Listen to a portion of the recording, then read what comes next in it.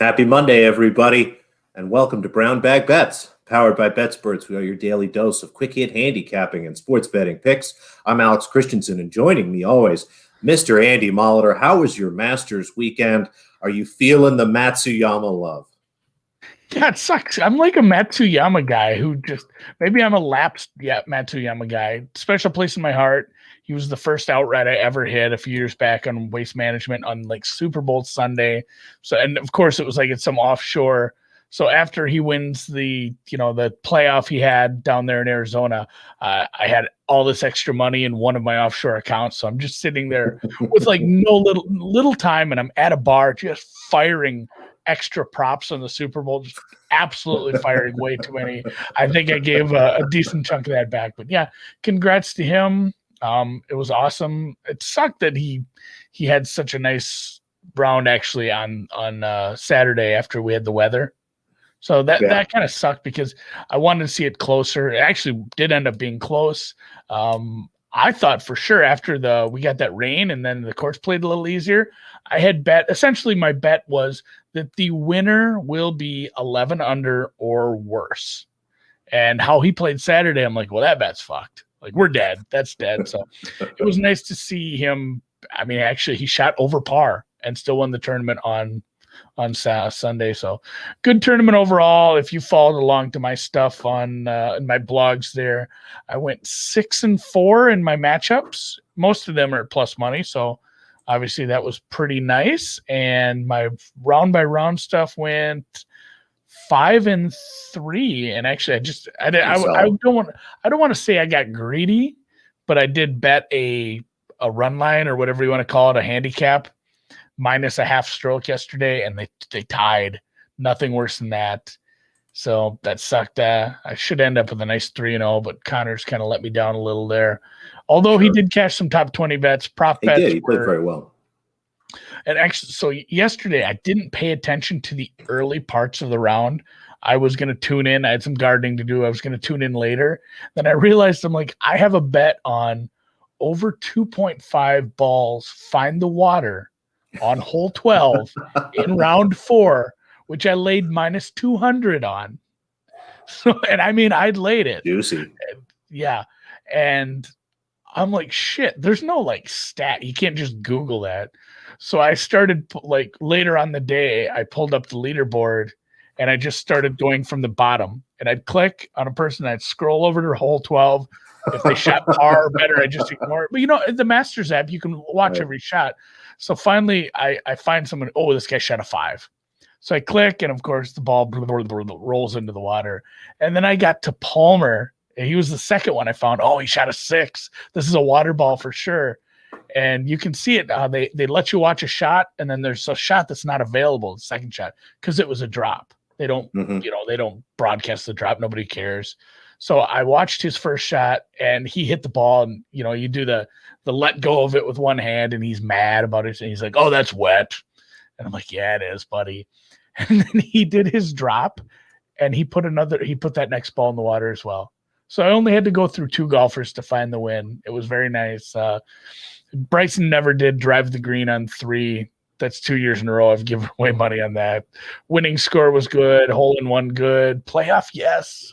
I thought we were going to get close as things were tightening up. Didn't quite get there. Yeah, it wasn't as close as really the score indicated. You saw Matsuyama doing some management stuff. He gave away a few strokes there at the end. And for good reason. He put himself in some tough spots. It was disappointing. That restart was really funky. I thought it would be good for some of the guys out there, but you could see some guys really took advantage of it, like Matsuyama. Guys like Justin Thomas, I don't know what happened to him. I don't know if he went in, had a couple shots, and figured he was done for the day, and then they rolled him back out there. He just looked like a mess after they restarted there. But that did kind of mess up what I thought was going to be a really entertaining Masters Sunday. Before that, you saw the top guys starting to come down, the bottom guys are starting to come up. That top group was really starting to compress, and I think the rain kept everything wet enough so Matsuyama could go out there and attack the golf course like that. It was still fun though. It's the Masters. We love it. Oh, for sure. No, I had a ton of fun. It helped that I won a couple. I had one matchup. Yeah, Rory missed the cut. Rory, yeah, double Rory fade was nice. I looked at all my matchups that were, still going on Sunday, and one was up by 10 and one was up by 7 and one was down by like 5. Like for the most part, they were pretty much decided, except for one. It was all square. And I said, "Oh, keep an eye on that because that'll be the swing." And of course, I lost that one by like 8 strokes as one of my guys imploded. But one of the ones that I'd called dead, there was like an 8-stroke swing on Sunday that ended up coming through. So Paul Casey, it wasn't even so much Paul Casey. It was the other guy kind of imploding. So never, those matchups are never dead. It's so much better just to cash them on Friday. A lot of fun though. I ended up some money. What was the prop that really? Oh, Rahm to be top continental Euro. So that's basically everything but England, Scotland, Ireland, or the islands. Yeah. He was like fifth place going into Sunday, but not by much because Hovland was there, Stenson, a couple other guys from Molinari was there from Italy. There was one more, but I'm like, well, that one, I didn't get it. It was like plus 110. He ended up doing his thing where he shoots a really good Sunday round to make it look like he had a good tournament, but he actually didn't. Like he shot a really great Sunday round, but wasn't in contention, So yeah, 5 under with no chance to win. Yeah, no, but it was beautiful because that bet ended up coming through. I was kind of pissed that one wasn't good. Yeah, Fleetwood was the melt. It was Casey versus Fleetwood. Fleetwood shot like 7 over on Sunday. That was the melt I needed. Real good stuff. So we'll move on to things that are happening. Yeah, well, this week I'll get into golf more tomorrow and Wednesday, but Harbour Town, real good tournament. The field is kind of goofy here as you do end up with some people taking the week after the Masters off as well, but a little smaller field, but obviously bigger than Augusta. It will be fun. We'll get into that tomorrow with some outrights and probably Wednesday with some matchups, and should be a ton of fun. Absolutely. But yeah, what's going on today? We've talked about the past. We should talk about the future, the association all day. My Heat won last night. The NBA continues. They persist. You had one bet in the NBA. And I did. It was a pretty smooth under. I took the morning under there yesterday. Today, going back with just one. Again, these are really, really tough schedules to sort of pick out. We have 9 games tonight. And as I look down, I don't think that there's one single game where there isn't at least one team on a back-to-back or a 3 and 4 or one team missing a bunch of players. It's just an absolute mess. But I take a look at this, and the New York Knicks -2. I have them a heavier favorite here, -4, close to -5, frankly. The Los Angeles Lakers, I think, are maybe getting a little too much credit for having beat the Brooklyn Nets the other night. And, they come in, they're not rested. New York is on a back-to-back. So I think you have a combination of the Lakers beating the Nets, maybe a little overreaction to the fatigue spot here, even though both the games for the Knicks were at home. I just see some value here. I mean, this Lakers team without LeBron James, without Anthony Davis, and Kyle Kuzma is questionable. If all 3 of those guys are out, I really struggle to see who's going to put up points here. It's a very low total, and I almost actually went under the 205, but just couldn't bring myself to go under that kind of number, which is frankly why those totals have some value every once in a while. But the Knicks -2 here, again, that's a really nice spot for them. I like them here at -2. And if Kyle Kuzma's announced out, I'll probably actually go and maybe find some alt spreads, like see if I can get -5 at plus money, maybe look for like a -7.5, something like that. But we're going to be Knicks fans tonight, Andy. Hey, that can't feel good. It's like being a Jets fan. But, I mean, it is what it is. Like, there's teams, betting on bad teams is fine, especially in a spot like this. And maybe you will get some stupid CLV again. Like, God, what was it? Was it Kawhi? Or who was it that was out? No, it was the Warriors and Giannis. Oh, Giannis. Giannis was out. Yeah, you ended up we had him +7. They closed like 1.5 or 2. Value, which is, yeah. And then we did talk about this, though, going under low totals in certain situations in Major League Baseball. I thought he was going to reference the NBA. Some of those low NBA totals still go under at a stupid clip. And I think the magic number, I think, is 215. Totals under 215 have hit like at a 70-something% rate this year. They've been great. And this is interesting in MLB too. You do that. I think that it's such a maybe a bit of a cognitive bias when you start looking at a total that when they get down to like 6 and 7, like people are like, oh, that's so easy. Like it's just a couple hits here, a couple hits there. Like it's not so bad. But when you end up with these ace pitchers that go deep into games, Maybe early in the season when they're not going to let them stretch out as much, but it's a little tougher. But when you have two really good pitchers, it's tough to get to 6 runs sometimes, especially when they are in midseason form playing well. So that does lead us into some baseball. Somebody gave me shit about that last week. Said, did you give up after one prop? I mean, kind of. Yeah, a little bit. But I played a couple more. I've been kind of digging these. I played a couple over the weekend. I didn't post because nobody needs this. But is hit run errors. These are fun. I'm enjoying these. I hit one easily. The other one didn't quite get there. But a couple for today. This is funny too. This is New York at Toronto. But it was Sam Lipscomb in the chat says that was me. Sorry. No, I was so busy with Masters Week. I'm enjoying these. I'm enjoying doing a little baseball research, refining my model, which is just garbage right now. It's really rudimentary. But this is Cole and this is my Robbie Ray thing. Robbie Ray sucks. And this is kind of a bandbox down there. So I had to write down the pronunciation of this. Dunedin. Maybe somebody from Florida can help me with that. So Toronto, similar to last year, not playing at home because of COVID, and they're not allowed. Last year they played up in Buffalo. They thought better of starting the season in April in Buffalo and said, well, we can play the early games down at our spring training site. It's somewhere near Tampa, I guess. So they are going to play at this smaller they've only played the 3 games down here. And, you still do spring training down there. But it's a little different with split squads and pitchers not going as much. So the ball is flying a little bit here. And yeah, Robbie Ray did look good in the preseason. I don't put much stock in preseason in almost any sport.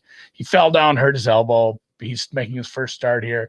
Not a great lineup to make your first start, especially if the ball's flying here. So this is kind of a look against that. And honestly, as good as Cole is, his probably weakness is he gives up some home runs. And if the ball is flying here, Toronto can still hit the ball. They're not the Yankees, but I'm going over 28 in this one. And this is the problem. Robbie Ray is a walk machine. If he's walking, I need those runners to score because this is not hits plus runs plus walks plus errors. Walks suck unless they come around. So yep. I do need some big bops here, some home runs, some guys on base when we're having home runs. Those count even. The best part about a home run in this market, it counts double. And if you have runners on base, it counts triple, quadruple. It could be worth 5 points. Maybe they even throw an error in there afterwards for me. But the other one was Pittsburgh, San Diego. This doesn't feel good, but Pittsburgh plays well when it's the Cubs. I guess the Cubs just suck. That's awful fun watching Pittsburgh get a couple wins. They've looked pretty atrocious, but I started digging into park factors a little too. While it's not the same as somebody called it the Little League Park down in Dunedin. Pittsburgh's park factor is never like bottom half. It was, I think, top 10 2 years ago, right around top half of the league. So not more of a neutral park, I guess. And this one is a little lower. What did I write down here? Oh, Cahill. I wrote Cahill got rocked by Cincy. And that is going to be a problem. Darvish is good, but this one is a little low according to my numbers here. No Tatis, maybe bringing down totals a little here. Pittsburgh's not scoring a ton. They are a shitty team. I mean, it's a bad team. The Pirates are going to be one of the worst 3 or 4 teams in the league, but they're actually hitting decent. They're getting on base. They're just not getting people around. So I don't know. Maybe Pirates get like 10, 15 hits and score 1 run. That's kind of what we're looking at. So, and then, the Jays coming off scoring 15. I don't know. Like, is that a thing? Maybe we'll have to bring some baseball. I'm going to try to get baseball guys in on Friday to help me talk baseball.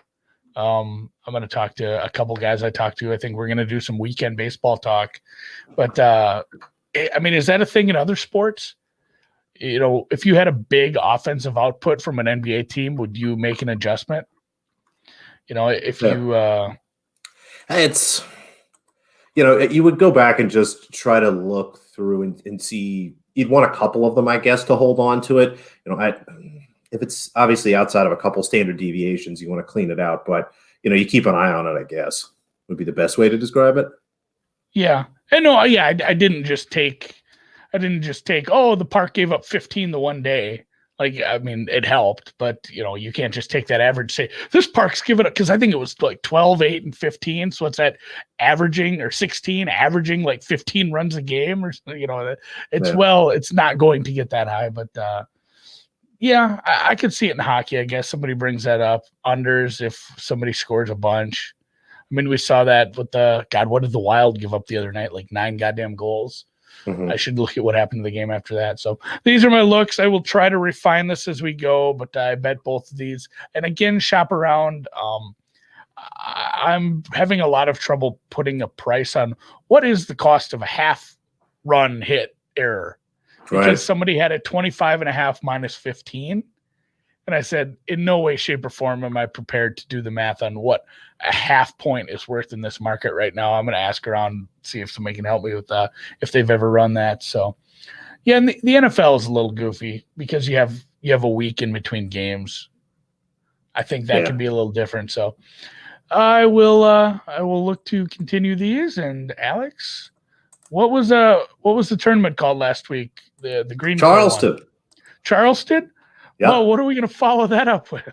Charleston 2. This is the You might dumbest remember fucking before the thing Australian I've Open, ever we had all those seen. Melbourne events. At least they were nice enough to give us funny names like Gippsland and Yarra Valley and all that goofy stuff. Not here, just Charleston 2, Andy. Nice and simple. Well, they didn't give the Godfather 2 some fancy name. When you have a classic tournament like this, you go with 2. So yeah, so the women for the most part are not moving. The men are playing in Monte Carlo where it hasn't stopped raining in a day and a half. But the women stay in Charleston, and you got a couple looks for tonight. Yeah, it's a transition week, if you will, in the WTA. There's going to be mostly clay tournaments now in Europe, followed by grass tournaments in Europe. So what you have is a lot of the women are already traveling to Europe to get ready for some of those events. There was supposed to be an event in China that got canceled for fairly obvious reasons. It's been postponed. I don't know if they'll actually play it, but we do have a tournament here in Charleston, and I liked your attempt there, Andy, to explain the Godfather 2, but this certainly isn't a classic tennis tournament. This would be like they didn't give Porkies 2 a second. How name. bad would Porkies Charleston 2. 3 be then? That's why I would use Porkies for the analogy next time, maybe. But 2 plays here. Natalia Vikalientseva, the Russian here, plus 140 as an underdog. She is up here in the first round against Madison Brangle, an American who did play last week and has a little bit of comfort on these courts, whereas Vikalientseva, I think, is coming in cold here. Just from a numbers perspective, when I take a look at this handicap, I have a lot closer than this. I would have Vikalientseva plus 115, maybe even plus 120 if I'd taken some Brangle money. But, again, overall a better player than Brangle, a little more inconsistent, but happy to take a swing at her here at this nice dog price. And then a good dog. It was constantly. Who's the girl with the 3 names? Serrano. Maria Camilla Osorio Serrano is 4. Yeah, 4 names. She won the stinking tournament. She won the whole damn thing at like 40-1. So, did you do any outrights this week? In Charleston, just 1. I grabbed Astra Sharma. The Australian was right around 40-1. She's sitting down in the third quarter here, which should be very winnable. It's a tough tournament. Ons Jabeur is the favorite. She's the 1 seed at like 3 to 4-1, which really happens in a women's tournament. So it's tough to pick any of that stuff apart. So once they finish playing today, and they might actually still be open right now, play doesn't start for about another hour. If you do see Sharma 40-1, sprinkle a little bit on that. And while you're there, we've got another overstack here, folks. We're going to take Zarazua and Tomljanovic over 20.5. I would have this at a juicy 21 or a cheap 21.5 myself. The 2.5 sets price I'd have closer to plus 145, maybe plus 150. So really liking both of these numbers again. Tomljanovic plays very long sets. So does Zarazua. I think there's a great chance we see, again, a 7-5 or a 7-6, kind of what I normally describe in these situations, and a very good chance that this goes 3. So let's grab a bunch of overs here. I think that we have a nice spot, given the courts, given that both these players, I think, will actually be focused here on trying to make a little bit of a run in this event. So it should be a good start for us. We'll take our first overstack of the week. I love an overstack. I love these. No Coco Gauff this week, though. No Coco. And then here's a question I will not have time to answer on air, but this has really tickled my fancy. I kind of want to dig into this. And if Sam could comment in the chat one more time, let me know where this was so I can go look at it and see if it's something they offer daily. But it's will 2 or more players hit multiple home runs today? Like, will 2 players hit at least 2 home runs or more? And the no was minus 150. They want people to bet on that. Yes, they give you a plus number at something. I feel like you'd have to do some figuring on that, and then also how many games. Maybe dig into the totals a little, look at a few other things. But I feel like the no at minus 150 is probably it's at a local. I'll have to take a look at that. See if any of my skins have that. That does feel short at minus 150. I would play the no there. I don't know how many baseball games are there on a Monday. I didn't even really. I think there's a half decent slate. I want to say there's like 10 games or something today. 1, 2, 3, 4, 5. Yeah, it's a really there's odd thing to try to wrap my head around. I mean, how often does one player hit 2 home runs? It seems kind of like a big deal normally. Let alone have 2 do it. It does. I mean, almost everyone's playing. There's a lot of games. It's a bigger slate than I thought. So there's 14 games. Oh, and here's the thing. It says 14 games have to be played for action. So, of course, you get to like the late game or something, and there's been nobody that does it, and the Giants game gets rained out. So, oh, yeah, that's life. But, yeah, I would think that's actually a little short, too. We'll have to revisit that tomorrow when, like, 9 guys hit 2 home runs. So. There you go. I'll scroll through. I don't have this. Hopefully I do. Anyway. I'll dig around. Anyway, yeah, that's it. Thanks for the hang, guys. We'll be back tomorrow. Like I said, I'll find some outrights for Harbor Town. I didn't hit any. Corey Connors at 100-1 was getting close. That felt really like he had a shot until Hideki did what he did on Saturday. So we will catch you tomorrow. And yeah, again, before we go, thanks to our sponsor, WynnBET. Thanks for Alex to reminding me.